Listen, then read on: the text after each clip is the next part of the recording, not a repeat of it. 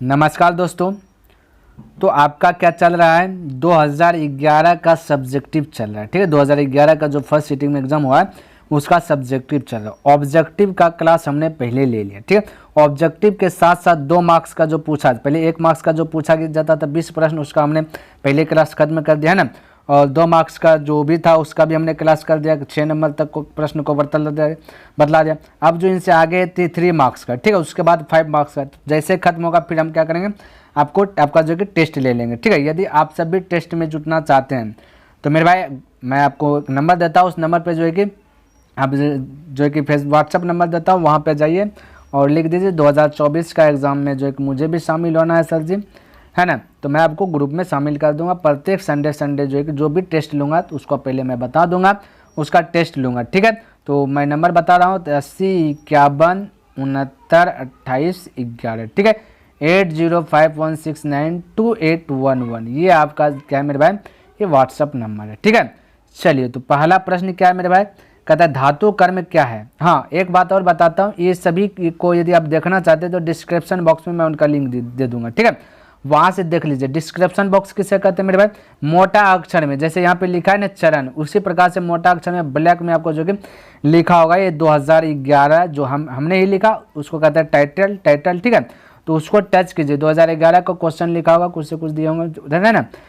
तो मेरे भाई 2011 का फर्स्ट सिटिंग ये आपका मोटा अक्षर में लिखा होगा, उसको छुइए। जैसे छू लिए होंगे मेरे भाई, आपके पास एक फाइल खुला होगा, तो वहाँ पे खुला होगा तो थोड़ा सा 1-2 लिंक दिखता होगा, या नहीं भी दिख सकता है तो यहाँ पे मोर लिखा हुआ है ना, मोर को टच कीजिए, आपका फाइल खुल जाएगा। थोड़ा सा स्क्रॉल कीजिए, क्वेश्चन बैंक लिखा होगा, वहाँ जाइएगा, ये आपका मिल जाएगा। ठीक है, तो चलिए, तो पहला क्वेश्चन है धातु कर्म क्या है, इसके विभिन्न चरणों को लिखे। मेरे भाई धातु कर्म क्या कहते हैं, जो धातु है ना, सोना, चांदी, हीरा, लोहा, एल्यूमिनियम, इसका कर्म क्या है ये बता दो। यही पूछा कि इसका कर्म क्या है और इसके चरण को भी बता दो, क्या क्या चरण है। ठीक है, तो चलिए मेरे भाई इसको मैं बताता हूँ। देखिए क्या लिखा है, अयस्कों, अयस्क किसको कहते हैं, अयस्क का मतलब था कच्चा लोहा। ठीक है, जो कच्चा लोहा कहाँ से प्राप्त होगा मेरे भाई, जो धरती तल से खान के निकलता है ना, वो जो खान के निकलता है उसको ये खनन कहते हैं। ये ध्यान में, धातु सब निकलता है, खान के ही निकाला जाता है, ध्यान में रखना, यानी जमीन के अंदर ये सारा चीज़ है। ठीक है, तो हमने बोला अयस्कों से शुद्ध धातु प्राप्त करना धातु कर्म कहलाता है। जो अयस्क है, जो कच्चा लोहा है, उससे शुद्ध धातु बनाया जाता है, प्राप्त करना ही धातु का एक कर्म कहलाता है। क्या कहलाता है, कर्म कहलाता है। थोड़ा सा यदि विस्तार से जाने तो हमसे क्वेश्चन पूछा था धातु कर्म क्या, देखिए ये 3 मार्क्स का पहले पूछा जाता है। ठीक है, तो हमने लिख दिया ये चीज, चरण बोला तो चरण देखिए, इसको 3 चरण में हमने लिया। कितना चरण में, 3 चरण में। पहला लिखा अयस्कों का समृद्धिकरण, देखिए मेरे भाई। दूसरा लिखा धातुओं का निष्कर्षण, तीसरा लिखा धातुओं का परिष्करण, इसको कहते हैं शुद्धिकरण भी, यानी कि शुद्ध करना। तो मेरे भाई एक बात ध्यान में रखें, एग्जाम हॉल में आप इतना सा लिख दीजिएगा तो आपका जो कि काम बन जाएगा। लेकिन हाँ, अब थोड़ा सा यदि विस्तार से जानना चाहते हैं कि अयस्कों का समृद्धिकरण कैसे होता है, तो यहाँ पे हमने उसका जुगाड़ लगाया। टोटल चीज यहाँ पे देख लीजिए। अयस्कों का समृद्धिकरण का मतलब क्या हुआ, अयस्कों से गैंग को हटाने की प्रक्रिया को समृद्धिकरण कहते हैं।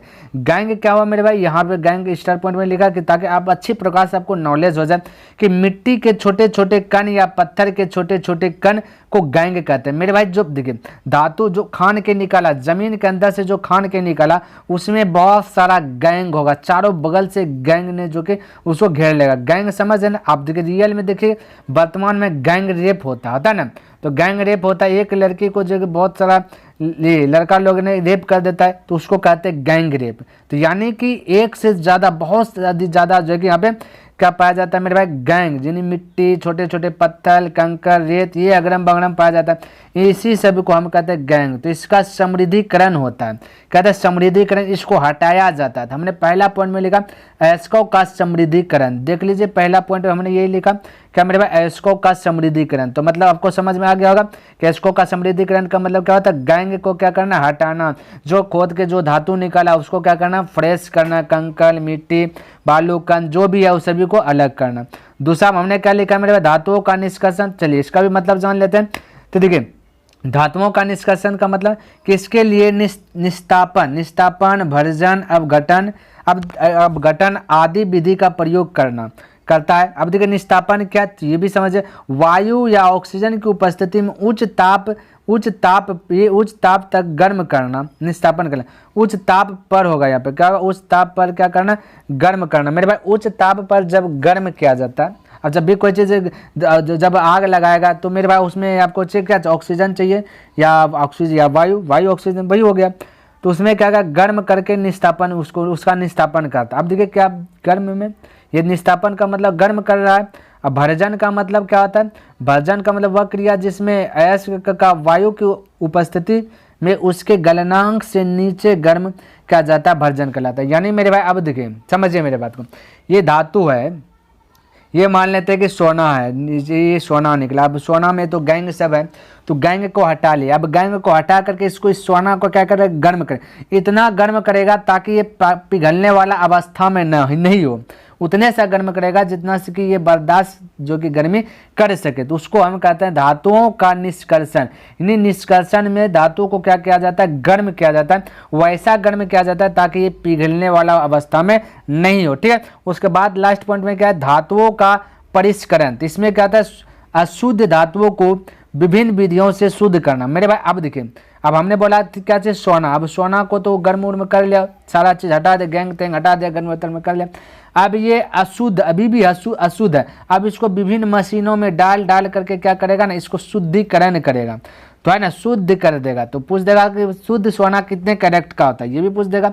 तो शुद्ध सोना 24 कैरेट का होता है, ध्यान में रखना। और आभूषण बनाने वाला सोना 22 कैरेट का होता है। तो आभूषण मतलब थोड़ा सा 2% कुछ मिलाता है, यदि शुद्ध रहेगा तो फिर ये तो जैसे मुचारिएगा वैसे हो जाएगा सोना, ठीक है। तो मेरे भाई धातु और अधातु में आपको पता, ये धातु कर्म क्या है आपको ये पता चल गया होगा, ठीक है। चलिए हमने ये सारा चीज़ लिखा है। चलिए मेरे भाई आगे प्रश्न समझने का प्रयास करते हैं। क्या कहता है विरंजक चूर्ण किस प्रकार तैयार किया जाता है। देखिए यहाँ पे किस कैटेगरी का जो कि क्वेश्चन पूछा गया कि विरंजक चूर्ण किस प्रकार से तैयार किया जाता है। कहता है इसके परमाणु गुण और उपयोग भी लिखिए। देखिए अथवा में देखिए क्वेश्चन ये 2011 में पूछा गया और 2015 में देखिए किस कैटेगरी से पूछा क्वेश्चन है वही। कहता ब्लीचिंग पाउडर बनाने की विधि एवं उपयोगिता को लिखिए। देखिए 2013 में देखिए किस प्रकार से पूछा कि विरंजक चूर्ण क्या है, इसका रासायनिक नाम एवं सूत्र एवं उपयोग भी लिखे, ये पूछ दिया गया। तो मेरे भाई ये सभी का जवाब आपका जो कि एक ही होगा। तो यहाँ देखिए हमने यहाँ पे देने का प्रयास किया हो टोटल चीज़ का जवाब, ठीक है।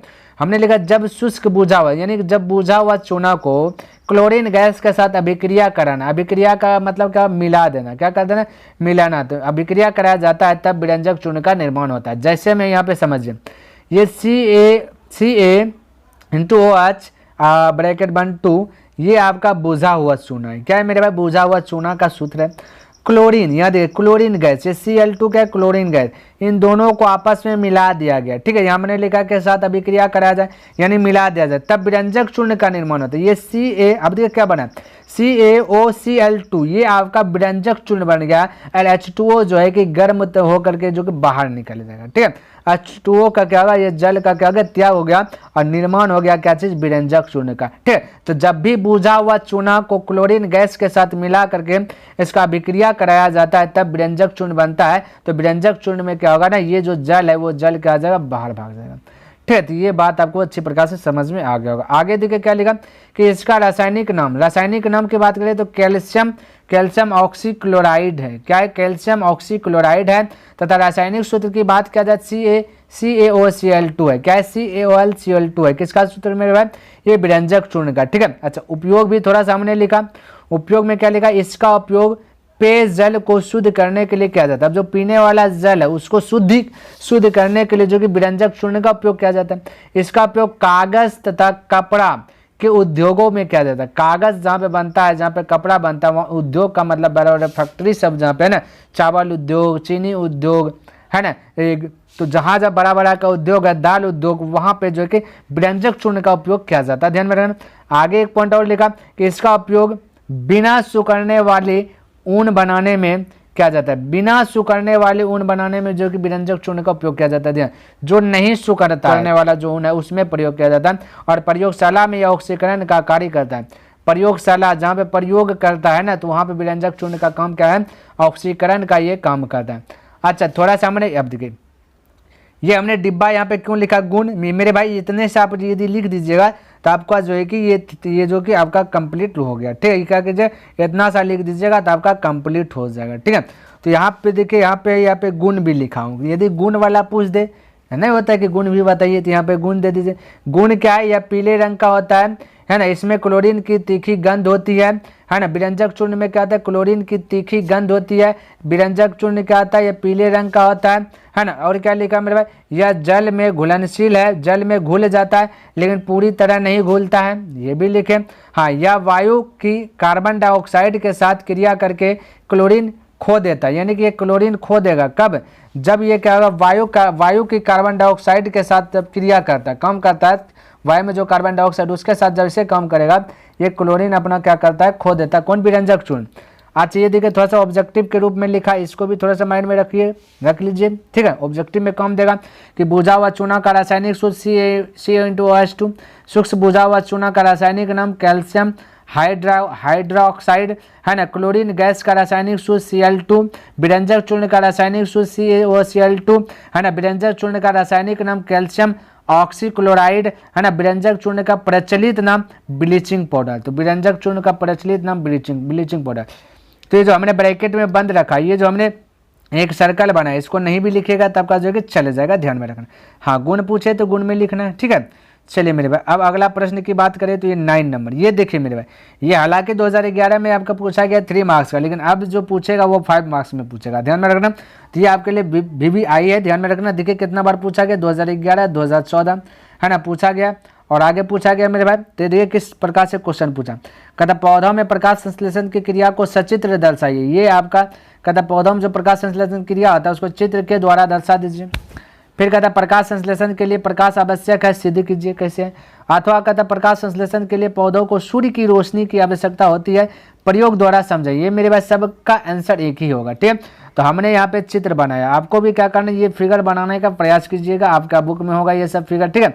ये फिगर बनाने का कोशिश कीजिए मेरे भाई। यदि सिर्फ फिगर पूछ देगा तो आपका जो कि 2 मार्क्स देगा, और थोड़ा सा विस्तार रूप से व्याख्या पूछ देगा तो मेरे भाई 5 मार्क्स होगा। इसलिए ये आपके लिए इंपॉर्टेंट, ये फिगर अवश्य ही आप जो है कि बना लीजिए। फिगर बनाते श्रम में ऐसा नहीं कि जितना यहाँ पे टहनी है उतना ही देना, कितना दे दीजिए कोई दिक्कत नहीं, 1 भी दे दीजिएगा तो ठीक है, 2 भी दीजिएगा ठीक है।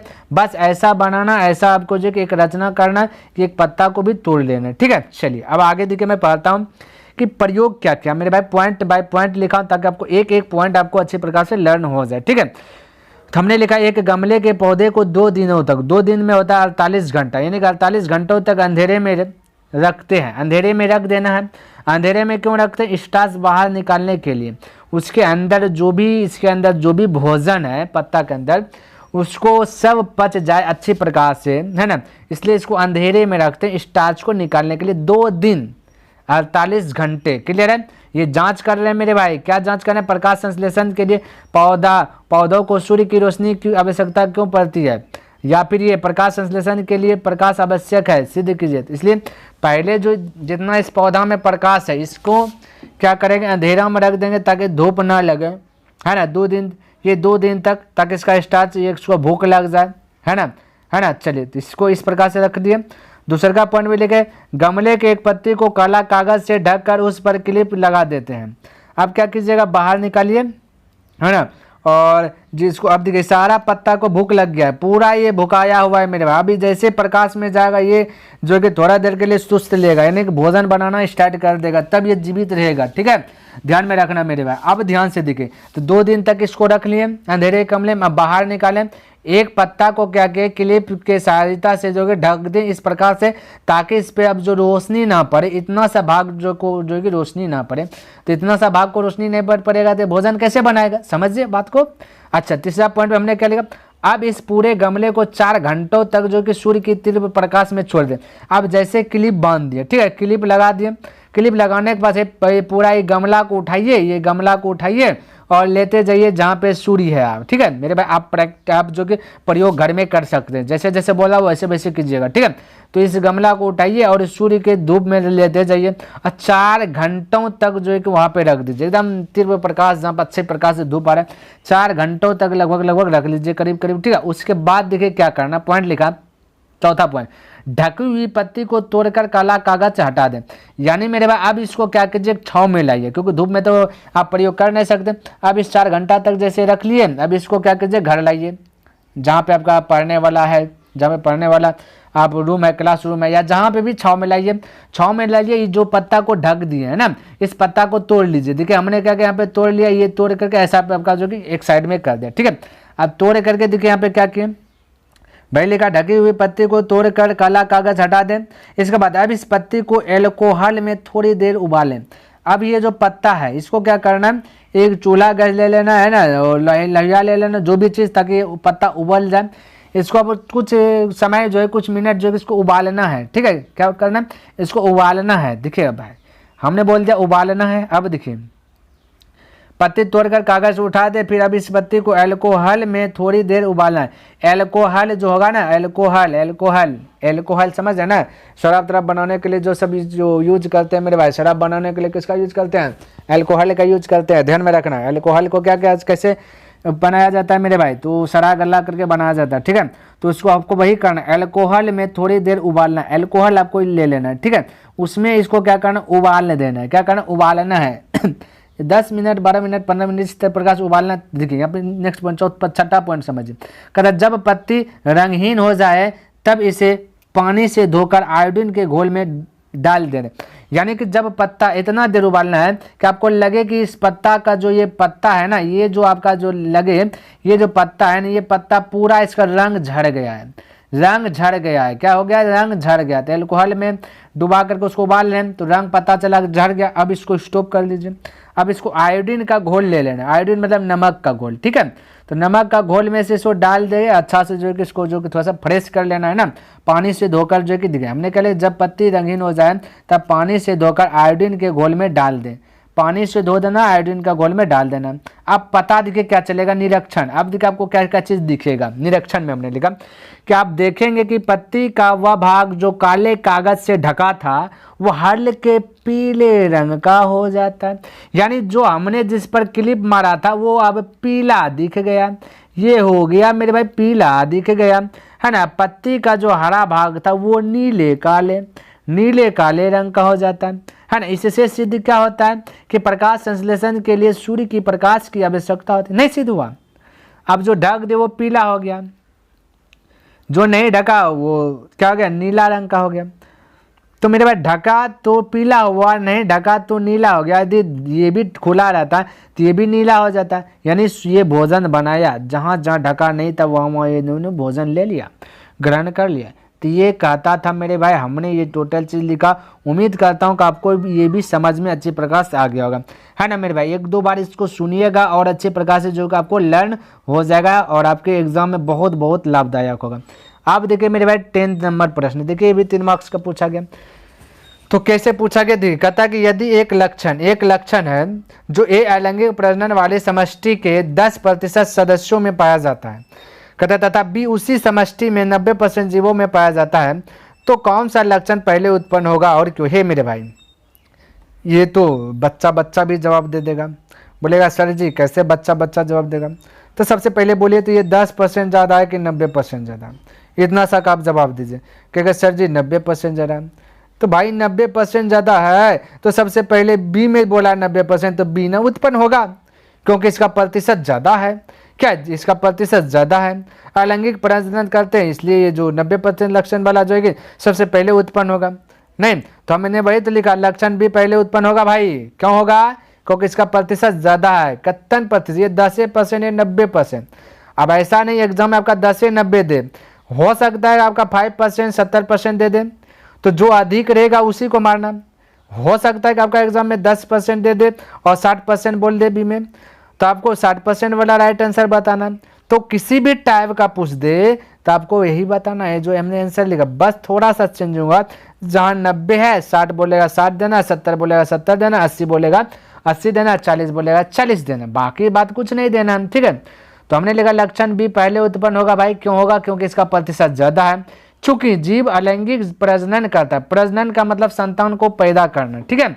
तो प्रजनन करते हैं तो इसलिए जो लक्षण 90% समष्टि में है वह पहले उत्पन्न होगा, ठीक है। तो जो 90% समष्टि में वो क्या होगा, पहले उत्पन्न होगा, ठीक है, क्योंकि ज़्यादा है। चलिए ये भी हो गया। अगला प्रश्न की बात करें तो मेरे देखिए आपका नेक्स्ट प्रश्न क्या है, कहता प्रकाश वर्णपट क्या है। ये 2018 में पूछा गया, ठीक है। और प्रकाश के वर्ण विक्षेपण से आप क्या समझते हैं, इंद्रधनुष की व्याख्या करें। मेरे भाई अब जो पूछेगा ये टाइप का प्रश्न आपको 5 मार्क्स का पूछेगा, ध्यान में रखना कि प्रकाश का वर्ण विक्षेपण क्या है, इंद्रधनुष की व्याख्या करें, अथवा ये सारा क्वेश्चन का मतलब एक ही है, ध्यान में रखना। तो यहाँ पे देखिए हमने आंसर देने का प्रयास किया है, समझने का प्रयास कीजिए मेरे भाई। यहाँ पे क्या हमने लिखा, जब सूर्य का श्वेत प्रकाश किसी प्रिज्म से गुजारा जाता है तो यह 7 रंगों में विभाजित हो जाता है, और विभाजित होने की घटना को ही वर्ण विक्षेपण कहते हैं। वर्ण का मतलब रंग, वर्ण का मतलब रंग, रंग का विक्षेपण होता है, यानी कि रंग 7 रंग में जो कि विभाजित हो जाते हैं। कब कब जब सूर्य का श्वेत प्रकाश, 7 ये जो साधा रहता है, ये 7 रंग मिल करके एक श्वेत प्रकाश बनता है, व्हाइट जिसको बोलते हैं ना, किसका बोलते हैं, व्हाइट। 7 रंग मिल करके एक व्हाइट का निर्माण लेता है, तो वही हमने लिखा जब व्हाइट, जब श्वेत प्रकाश, प्रकाश आपका जो न सूर्य का जो प्रकाश है वो श्वेत है, जब श्वेत प्रकाश को किसी प्रिज्म से गुजारा जाता है, कोई प्रिज्म ले लीजिएगा, ठीक है, कोई प्रिज्म ले लीजिएगा, है ना, उससे जब गुजारा जाता है तो यह 7 रंगों में विभाजित हो जाता है। जैसे गुजारेंगे तो जो श्वेत प्रकाश है, जो 7 रंग मिलकर के श्वेत प्रकाश बना है, वो जो है कि 7 रंग में विभाजित हो जाएगा, है ना। और जो जैसे विभाजित हुए उसी को कहते हैं वर्ण विक्षेपण, यानी जो वर्ण है इसका विक्षेपण हो गया, रंग का विक्षेपण हो गया। कितना कलर में, 7 कलर में। ये हमने बताया प्रकाश का वर्ण विक्षेपण क्या है। अब इंद्रधनुष की व्याख्या कर देते हैं, तो हो गया आपका काम तमाम। देखिए इंद्रधनुष की व्याख्या में के लिए क्या लिखा है, समझने का प्रयास कीजिएगा कि इंद्रधनुष वर्षा के पश्चात आकाश में जल के सूक्ष्म कणों में दिखाई देता है, यानी कि जब वर्षा देता है, बारिश दम पूरा गदगद गदगद गदगद जब बारिश देता है मेरे भाई, उसके बाद जब रिमझिम रिमझिम रिमझिम रिमझिम बूंदा बूंदी जो बारिश, ये जो बारिश देता है रिमझिम रिमझिम, और थोड़ा थोड़ा सुहाना कलर का जब धूप उगा रहता है, तब यहाँ पे इंद्रधनुष वर्षा के बाद आकाश में जल के सूक्ष्म कणों में दिखाई देता है, एकदम छोटा छोटा कणों में, जल में छोटा छोटा कण। हमने बोला रिमझिम रिमझिम बारिश पड़ेगा, छोटा छोटा छोटा छोटा बारिश पड़ेगा, थोड़ा थोड़ा मध्यम मध्यम धूप है, तब यह प्राकृतिक स्पेक्ट्रम है, तब वो दिखाई देगा इंद्रधनुष। और ये प्राकृतिक स्पेक्ट्रम है, कोई वैज्ञानिक के हाथ में नहीं कि इंद्रधनुष पंचसोखा जिसको हम सब बोलते हैं, पंचसोखा इंद्रधनुष यहीं बनेगा, बे बनेगा, अज्जे बनेगा, इतने समय बनेगा, कुछ नहीं। ये प्राकृतिक स्पेक्ट्रम है, प्रकृति के द्वारा बनता है ये चीज, कोई मनुष्य ने नहीं बनता है, कोई साइंस नहीं है इसमें, ठीक है। तो यह वायुमंडल में उपस्थित जल की सूक्ष्म बूंदों द्वारा सूर्य के प्रकाश के परिक्षेपण के कारण प्राप्त होता है। कहता है जब सूर्य के प्रकाश, कहता है यह वायुमंडल में जब हवा है ना, जब हम लोग हैं तो हवा है, वायु है ना, कहता है वायुमंडल में उपस्थित जल का सूक्ष्म बूंद। अब वायुमंडल में जल तो रहेगा, रिमझिम रिमझिम बारिश पड़ रहा है, छोटा छोटा बूंद रहेगा, द्वारा सूर्य के प्रकाश के, सूर्य का प्रकाश जो हमने बोला छोटा छोटा सूर्य का प्रकाश देगा, मध्यम मध्यम प्रकाश भी है, मध्यम मध्यम बारिश भी पड़ा, तब उसका परिक्षेपण होता है। परिक्षेपण का मतलब तो बहुत सारा कण मिल करके जो कि उसका क्या कर देता है, परिक्षेपण कर देता है, तब इंद्रधनुष का निर्माण हो जाता है ना। तब ये कहता है परिक्षेपण करना गए, सूक्ष्म बूंद द्वारा सूर्य का प्रकाश के परिक्षेपण के कारण प्राप्त होता है। क्या प्राप्त होता है, इंद्रधनुष। अच्छा एक बात और, इंद्रधनुष हमेशा सूर्य के विपरीत दिशा में बनता है, माइंड में सेट कर लीजिए। सूर्य रहेगा पूर्व में तो इंद्रधनुष बनेगा पश्चिम में सूर्य रहेगा तो इंद्रधनुष बनेगा पूर्व में। ये बात ध्यान में रखना, इंद्रधनुष जब भी बनता है, जब भी पंचसोखा लगाएगा तो वो सूर्य के विपरीत दिशा में लगाएगा। क्लियर है। तो ये था आपका क्वेश्चन, हमने जवाब दिया। आई होप आपको समझ में आया होगा। नेक्स्ट प्रश्न देख लीजिए मेरे भाई, क्या दिया गया, कहता दृष्टि दोष क्या है, यानी कि दृष्टि का मतलब नजर, नजर में जो दोष होता है वो क्या है, और यह दोष कितने प्रकार के होते हैं तथा इसका निवारण कैसे करेंगे, इससे बचेंगे कैसे, क्या है ना। और ये दीर्घोत्तरीय प्रश्न होगा मेरे भाई, लेकिन हालांकि 2011 में 3 नंबर का पूछा, लेकिन अब जो पूछेगा दीर्घोत्तरीय प्रश्न, और देखिए कितना ढलढला दिया गया आपके लिए, देखिए कितना इंपॉर्टेंट है।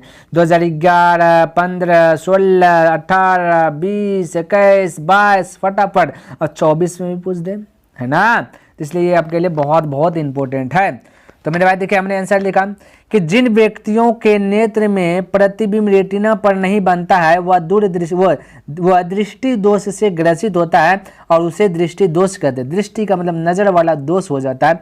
कौन व्यक्ति को होता है, जो व्यक्ति को का रेटिना, जिस व्यक्ति का नेत्र में प्रतिबिंब जो है रेटिना पर नहीं बनता। रेटिना जब है ना पढ़ा, जब फिगर बताएंगे तो वहाँ पे बताएंगे रेटिना कहाँ पे है ना। जब रेटिना पर नहीं बनता तो उसे दृष्टि दोष होता है, आंख में कोई ना कोई दोष हो गया। अब कौन दोष हो गया पता नहीं, लेकिन दोष हुआ, बीमारी है आंख वाला, तो उसे ही हम दृष्टि दोष कहते हैं। अब यहाँ पे लिखा है देखिए प्रकार में क्या निम्नलिखित प्रकार के होते हैं? इसका प्रकार जो मेरे भाई 3 है 4 है, यानी निम्नलिखित बोल दिया, यानी कोई फिक्स नहीं कितने प्रकार है। ठीक है, तो हमने यहाँ पे फिलहाल 4 प्रकार लिया, मुख्य रूप से 3 प्रकार बोल सकते हैं, है ना। तो यहाँ पे 4 प्रकार पर हम थोड़ा सा डिस्कस करेंगे ताकि 5 नंबर आपका जो कि कवर हो जाए। आप 3 भी प्रकार दीजिएगा तो कोई दिक्कत नहीं, आपको नंबर फुल मिलेगा, लेकिन आपको समझना यहाँ पे 4 प्रकार है। अब यहाँ पे देखिए पहला में क्या लिखा, निकट दृष्टि दोष, एक नज़दीक वाला जो देखने का बीमारी निकट दृष्टि दोष हो जाएगा। एक में दूर दृष्टि दोष, जिससे दीर्घ दृष्टि दोष भी होगा। एक जरा दृष्टि दोष होगा। एक अबिंदुकता दृष्टि दोष होता है। एंड ये सब बीमारी आंख वाला, ये सब बीमारी किसी को नज़दीक का वस्तु नहीं दिख रहा है, किसी को दूर का वस्तु नहीं दिख रहा है ना। ये किसी को जरा दृष्टि दोष है ना, किसी को अबिंदुकता है। ये सभी का निवारण यहाँ पे लिख दिए। निवारण पूछा तो निवारण में हमने क्या लिखा, निकट दृष्टि दोष जिसको भी होगा, है ना, तो इस दोष को दूर करने के लिए अवतल लेंस का चश्मा का उपयोग करेंगे। निकट में देखिए 3 अक्षर है, अवतल में है 4 अक्षर। दूर दृष्टि दोष वाला व्यक्ति को जो उत्तल लेंस का चश्मा का प्रयोग करते हैं, उत्तल में कम अक्षर है तो उत्तल, दूर में कम अक्षर तो उत्तल में भी कम अक्षर, निकट में ज़्यादा अक्षर तो अवतल में भी ज़्यादा अक्षर। इसलिए जब भी आपको लगे कि ज़्यादा अक्षर वाला पूछे तो अवतल और उत्तल लेंस, दो तो लेंस है, अवतल और उत्तल लेंस, तो निकट बोले ज़्यादा लेटर तो ज़्यादा वाला आंसर यानी अवतल लेंस। ऑब्जेक्टिव भी पूछेगा कि निवारण निकट दृष्टि दोष को दूर करने के लिए किस लेंस का उपयोग किया जाता है, ऐसे पूछेगा तो अवतल लेंस का उसको चश्मा पहना देना, ठीक हो जाएगा खत्म। दूर दृष्टि दोष जिसको होगा उसे क्या करना, उत्तल लेंस का चश्मा पहना देना, दोष को छुटकारा पाना, दूर दृष्टि दोष हो गया, है ना। और जरा दृष्टि दोष जिसको होगा, इस दोष को दूर करने के लिए मेरे भाई द्वि फोकस से लेंस का प्रयोग करते, दो गो फोकस दूरी होगा ना, लेंस में एक फोकस यहाँ होगा एक फोकस यहाँ होगा, 2 फोकस से लेंस का जो उपयोग करते हैं जरा दृष्टि दोष वाले के लिए। अबिंदुकता दृष्टि दोष जो अबिंदुकता से ग्रसित है, तो इस दोष को दूर करने के लिए बेलनाकार लेंस का प्रयोग करते, बेलन वाला, ये बेलन वाला चश्मा मिलेगा उसका उपयोग करेंगे मेरे भाई, ठीक है। किसके लिए, जरा अबिंदुकता दृष्टि दोष को दूर करने के लिए। ये था निवारण, ठीक है। तो हमको जितना पूछा हमने उतना ही बताने का प्रयास किया मेरे भाई, जो पूछा वही हमने बताया, एक्स्ट्रा बातें नहीं बताया। हमसे पूछा दृष्टि दोष क्या है वो बता दिया, कितने प्रकार के होते ये हमने बता दिया, है ना। और पूछा इसका निवारण कैसे होता है, निवारण बता दिया। बस जो बोला हमने वो बोला बताया, एक्स्ट्रा दिमाग इसमें कुछ नहीं लगाया, ठीक है। तो ये हमने जवाब दिया। तो मेरे भाई अब जो है कि आपका टोटल जो कि 3 मार्क्स का जो है कि लगभग जो है कि आपका खत्म हो गया, है ना। तो उम्मीद करता हूँ कि मेरे भाई हमने जो बताया आपको ये पसंद आया होगा और समझ में भी आया होगा। यदि पसंद आया तो इस वीडियो को लाइक कर दे, सब्सक्राइब नहीं किया तो इस चैनल को सब्सक्राइब भी कर दे और अपने दोस्तों के साथ भी शेयर कर दे मेरे भाई, है ना। और हमने शुरू में ही बताया यदि आपको ग्रुप में शामिल होना है, हर एक संडे टेस्ट देना है, तो हमने व्हाट्सएप नंबर शुरू में ही दिया, वहाँ पे जाइए और व्हाट्सएप नंबर जाइए, वहाँ पे जाकर के कमेंट कीजिए मेरे भाई, वहाँ पर आपको जो ग्रुप में शामिल कर दिया जाएगा। और अब से जब तक एग्जाम नहीं होगा तब तक हर एक संडे वाइज संडे जो कि आपको टेस्ट लिया जाएगा, वैसा ही टेस्ट लिया जाएगा जो एग्जाम में आया है, और वही टेस्ट लेंगे जो मैं पहले पढ़ा दूंगा। ये पढ़ा रहा हूँ तो इसका एक टेस्ट लेंगे, ठीक है। ये संडे आएगा टेस्ट लेना स्टार्ट कर दूंगा, ठीक है। तो चलिए मेरे भाई नेक्स्ट दिन मिलूंगा इनसे आगे लेकर के, तब तक के लिए धन्यवाद। जय हिंद जय भारत।